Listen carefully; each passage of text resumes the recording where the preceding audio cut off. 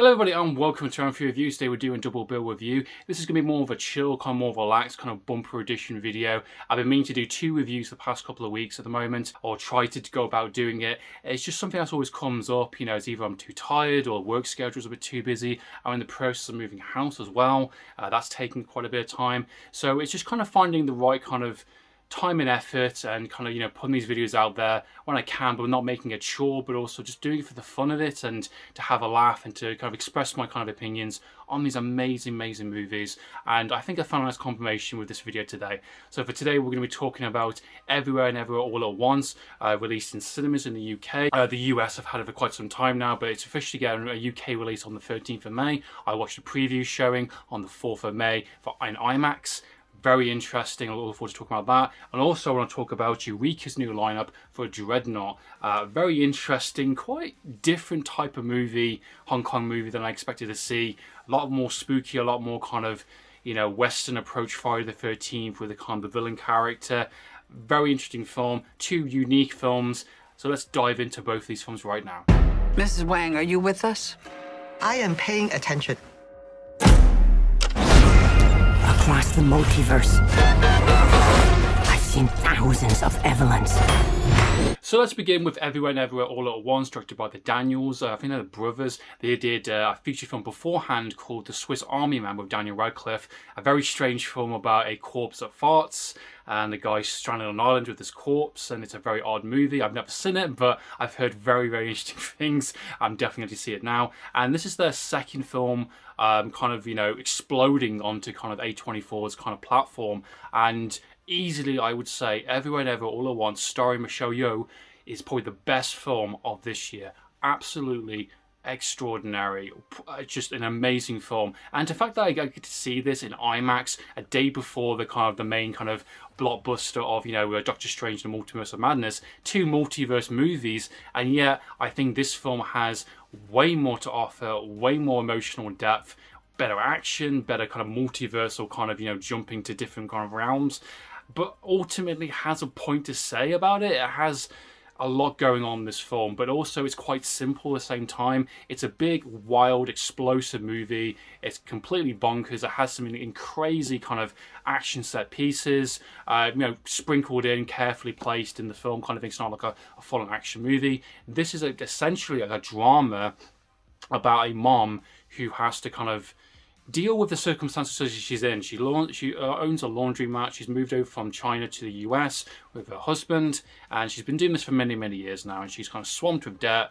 She wants to do all these kind of big dreams, being a singer, being an actor, that kind of stuff, and she's not really close with her daughter. She's kind of afraid of her father, and it's that kind of realization that this version, I think it's like character's name is Helen, and she has to kind of be thrown into this kind of wacky kind of circumstance of a body jumping kind of multiversal kind of threat that this person is kind of trying to take over and trying to destroy the universe in that sense. Very kind of big wacky idea, but centralized within a kind of nice family drama, character driven movie, and it is fantastic. It has so much kind of cinema kind of style about it, and what makes this movie work so goddamn well is that the characters are so well fleshed out. The performances are absolutely incredible. Michelle Yeoh is the main star of this film, and she delivers. She's absolutely extraordinary, as she's always been. But in this film, I'm watching the interviews and how she kind of talks about the character and the opportunity to do something like this.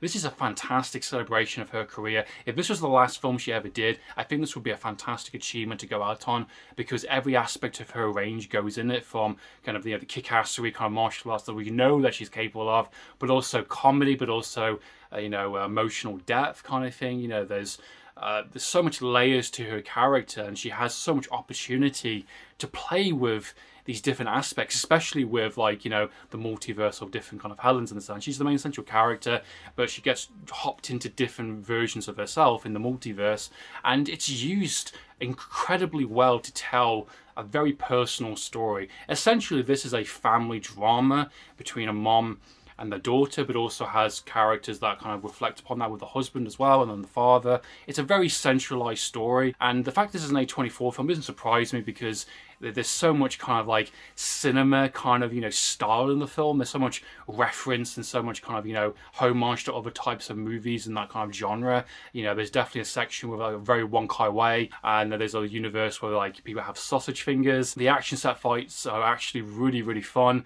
Definitely some of the best action I've seen in quite some time within kind of any movie in the sense, and that's saying quite a bit. Again, this is a good example of good modern Hong Kong cinema where it kind of knows where to kind of pay attention, but also be fun, be kind of loose, but also be very creative. There's definitely quite a few surprises in the film that I don't want to ruin. I don't want to kind of give away too much, but I like the way it's kind of handled. I like the way it's kind of presented, and it's a very different type of movie than I expected to go in. And I always find it funny watching this and then going into kind of Doctor Strange, Multiverse of Madness, because at the end of the day, the difference is quite clear when you get one. You've getting one, experimental kind of very cinema, kind of very personal movie that is using old school kind of tactics within its cinematography, within its special effects, using kind of the very basic kind of stuff. If you watch the extras behind the scenes, how they pull off some of the amazing kind of scenery and visual kind of spectacle this film has is absolutely insane and incredible. And it's done on half the budget, but more the passion and more the creativity, more the drive to get it done. It feels like old school filmmaking at its prime, with the backing of A24 to get a bigger release than a typical film would. Well, like the Marvel movie is more like a typical Pepsi product placement. Not saying it's bad or anything. It's kind of very obvious which one is the triumph one, which one's the winner. We need more movies like this one. So far, Everyone Everywhere is my favourite film of the year.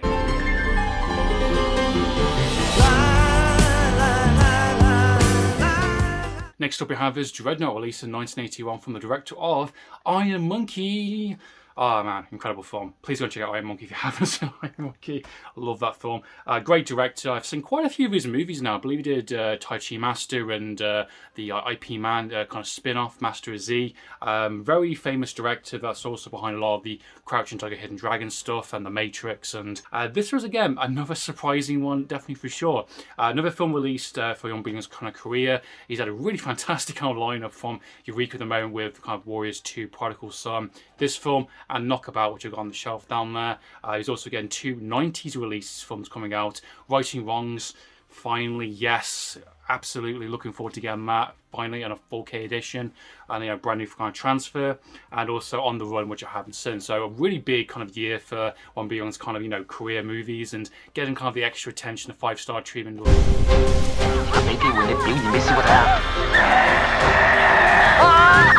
And once again, my expectations are very skewed and very kind of unpredictable in what I'm kind of receiving in some of these kind of Hong Kong movies. With Warriors 2 and Prodigal Son, I got 2 very different experiences, but both achieved the kind of the same goal. This film does the same thing, but goes about it in such a bizarre way, and it kind of works.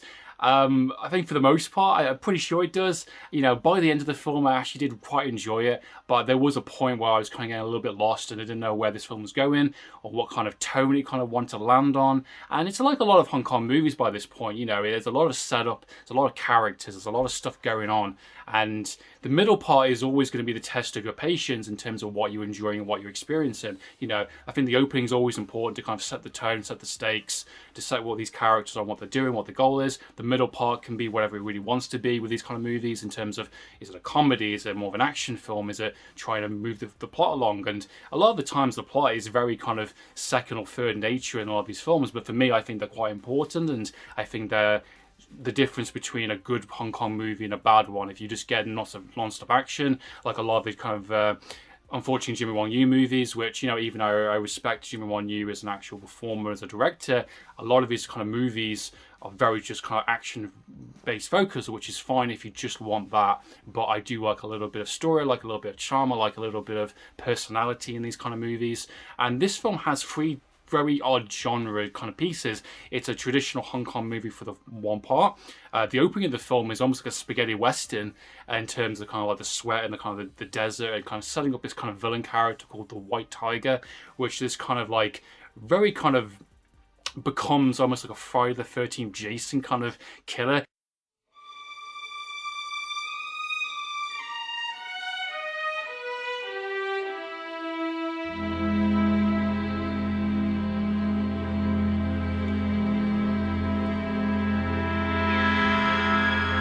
It's almost got a kind of like a slasher kind of element with a lot of the kind of cinematography and a lot of the kind of the scenes with that character and the way he kills. It's got a little bit of kind of Italian horror, Argento kind of feel also in the film with some of the shots, with the kind of the knives and kind of the kills and, you know, the investigation sequences. It's a lot of kind of like, you know, borrowing from other types of genres, but he's kind of this kind of boogeyman demon kind of creature character representation of from Peking Opera kind of legends, and he's going around killing people and taking out kind of anyone that kind of gets in his way. He's very much a mad dog loose cannon, which the kind of rival kind of, you know, clan is definitely using. They want to kind of keep him around. They took the opportunity to kind of like, yeah, we'll protect you, we'll help you, we'll give you shelter, we'll give you safe passage, but I want to keep you around to take out my enemies kind of thing. And that's very much in the film. There's also that kind of aspect as well with traditional kind of Hong Kong cinema. You've also got our kind of, I'd say, third character, fourth, fifth character. There's so many characters in this goddamn movie.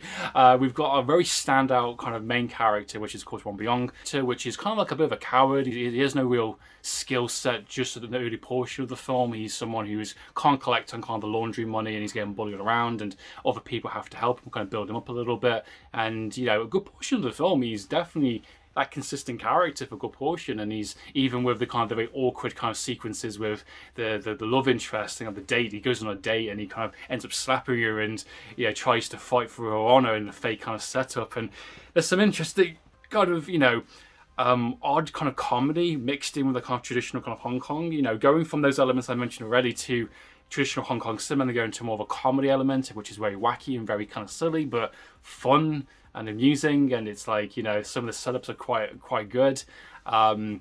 His character is definitely very flaky, I would say, for sure. He definitely has been much more of like a coward in this one, but he definitely steps up. He definitely kind of takes on the kind of responsibility, and he also has this kind of secret kind of martial arts technique that he never knew he needed, being the fact him and his kind of sister, I believe, you know, the local town's kind of like, you know, laundry. They do all the laundry kind of facilities and undertaking and that kind of stuff. And he has this kind of skill set where he can, you know, do laundry in this really cool fashion. And it's on the main poster as well. He can, you know, you can scrub and dry and kind of hang very quickly, and it's this kind of old school kind of tactic that his grandfather used, which I can't remember what they called it in the film, but it's very interesting. It's a very different kind of approach, and he uses that to his advantage within the third act of the film, which is absolutely fantastic. Also, fun fact, this actual sequence was referenced within Batman Forever, Joe Schumacher's Batman Forever, which I always find quite amusing, being the fact I've seen that film so many goddamn times, and now I know it's kind of a Hong Kong inspired sequence in there. His character definitely goes through kind of a lot of changes in the film. He definitely gets a little better,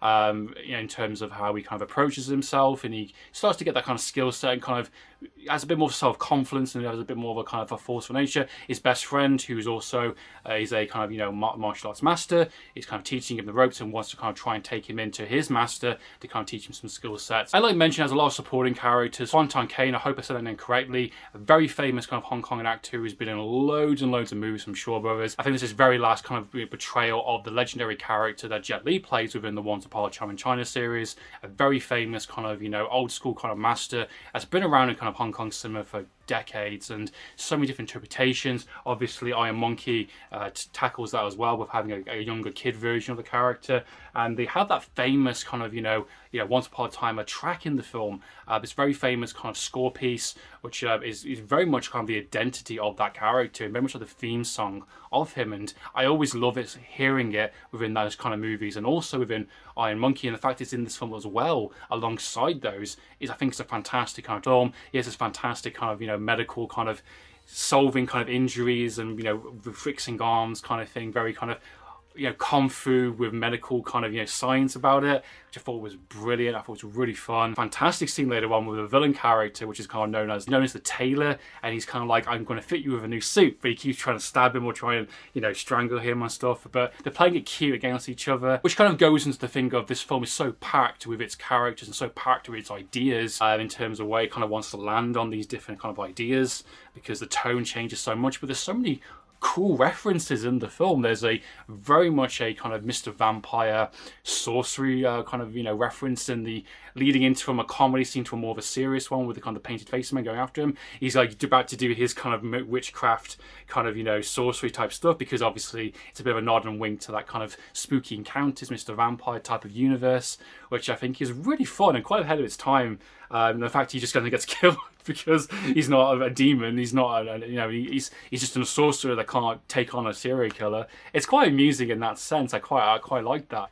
So yeah, Dreadnaught is a very different kind of, very experimental kind of, testing the waters of idea movies. Definitely very influential of a lot of other genres, a lot of Western approach movies, especially within like the Friday the 13th slasher type genres, and obviously like, Argento and kind of spaghetti Western, having old school kind of, comedy in there with mix of Shaw Brothers comedy, trying to be modern and forward, being the fact it's coming close to that kind of new era of the kind of 80s, and definitely fits alongside the kind of Prodigal Son and Warriors 2 new age of kind of experimental kind of Hong Kong movies. And the director definitely has proven himself to be a very capable director that knows what he's doing and knows how to put these kind of bigger ideas on screen. So that's been my thoughts and opinions on Everyone Everywhere All at Once and Dreadnaught. I hope you enjoy watching this video, guys. And in the meantime, guys, I'm through reviews.